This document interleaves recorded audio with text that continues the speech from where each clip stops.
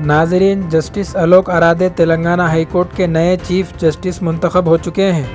بتایا جاتا ہے کہ جسٹس الوک 29 دسمبر 2009 کو مدھیہ پردیش ہائی کورٹ کے جج بنائے گئے تھے اور وہ اپنی ریاست کے سینئر جج بن گئے تھے، جس کے بعد ان کا تبادلہ نومبر 2018 میں کرناٹک ہائی کورٹ کر دیا گیا تھا۔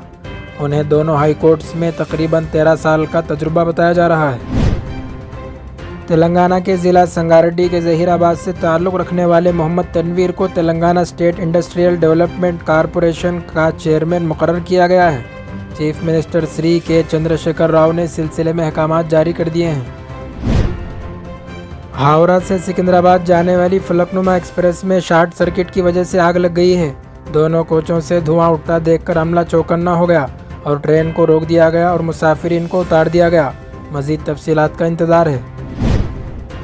ناظرین، ایک اور ٹرین حادثے کا شکار ہو گئی ہے۔ فلک نما ایکسپریس کے 2 ڈبوں میں آگ لگ گئی جیسے ہی مسافروں نے دیکھا اور زنجیر کھینچی، جس کے نتیجے میں فوری طور پر ٹرین رک گئی اور مسافرین نیچے اتر گئے، جس سے کافی بڑا نقصان ٹل گیا، لیکن آگ بجھانے والے عملے کے پہنچنے سے پہلے ہی باقی ڈبوں میں آہستہ آہستہ آگ پھیل گئی۔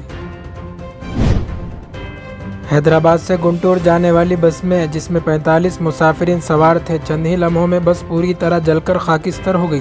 تفصیلات کے مطابق اے سی میں آگ لگنے کی وجہ سے یہ حادثہ پیش آیا ہے۔ اس حادثے میں کسی کو جانی نقصان نہیں پہنچا۔ پولیس کی جانب سے مقدمہ درج کر لیا گیا اور تفتیش جاری ہے۔